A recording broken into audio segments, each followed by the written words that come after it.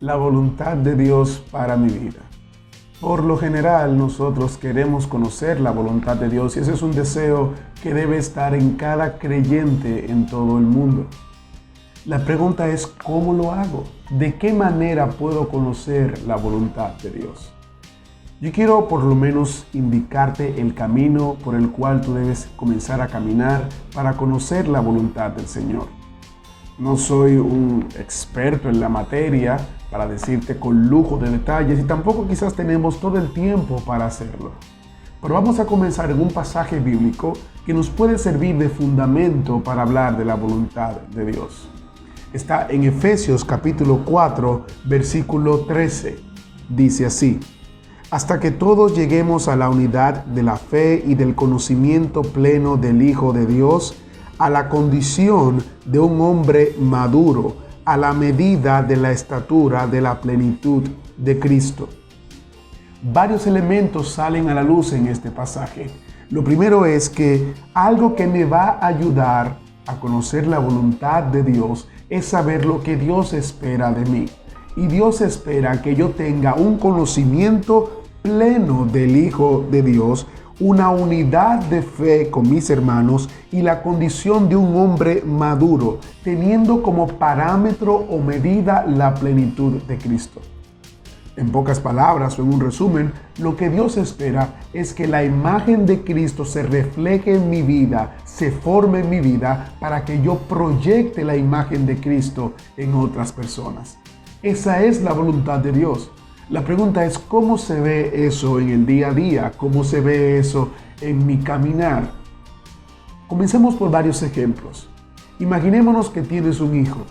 Si eres padre, lo que Dios espera es que tú seas un padre conforme a las Escrituras. Esa es la voluntad de Dios. Un padre que ejerce la autoridad con amor. Un padre que forma la imagen de Cristo en la vida de sus hijos, modelándola, haciéndola que se vea visible. Otro ejemplo es si eres esposo. La voluntad de Dios es que seas esposo de una sola mujer y la voluntad de Dios es que vivas con esa mujer como manda las Escrituras, que ames a tu esposa como Cristo amó a la iglesia, que entregó su vida por ella y que la santifica.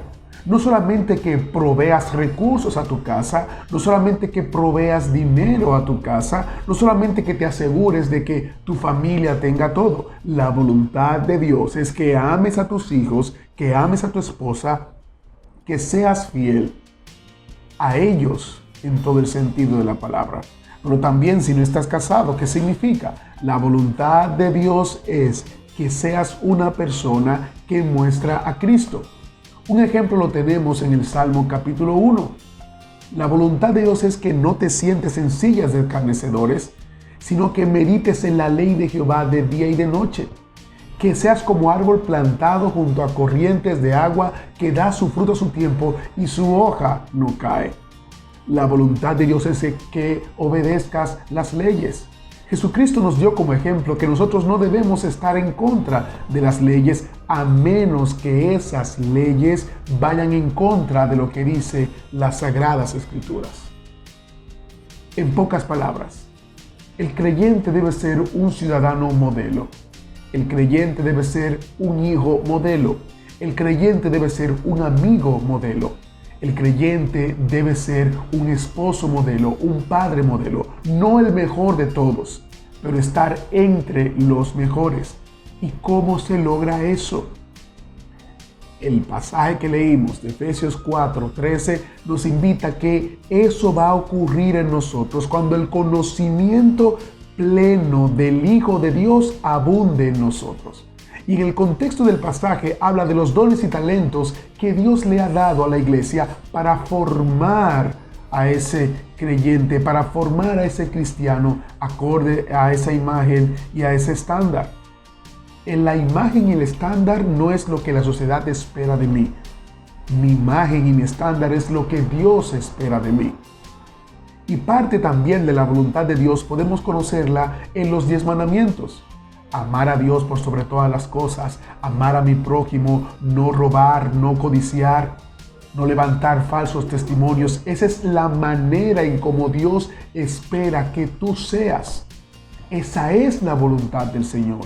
Y si pasas de la voluntad general del Señor, podrás ir a la voluntad específica del Señor para tu vida. Yo comencé, como todo ser humano, con una voluntad general: ser un individuo capaz de presentar el Evangelio a otras personas y vivir el Evangelio. Luego fue más específica. ¿Cómo fue más específica? De un individuo pasé a ser el esposo. Ahí se vuelve más específica. ¿Y dónde se vuelve aún más específica? Cuando tengo hijos. ¿Y cómo se volvió aún más específica? Cuando entré al mundo productivo. ¿Y cuándo se vuelve aún más específica? Cuando trato a las personas de manera personal. El objetivo general del creyente es edificar a otros, al cuerpo de Cristo, y número 2, dar a conocer las verdades del Evangelio a todo el mundo y hacer discípulos. Estos dos renglones, estas ideas sacadas de las Escrituras, nos deben ayudar a nosotros a comprender que la voluntad de Dios es maravillosa. Es como dice Romanos capítulo 12, versículo 2, es buena, agradable y perfecta. ¿Por qué? Porque va a formar en mí, que soy un pecador, la imagen de Cristo.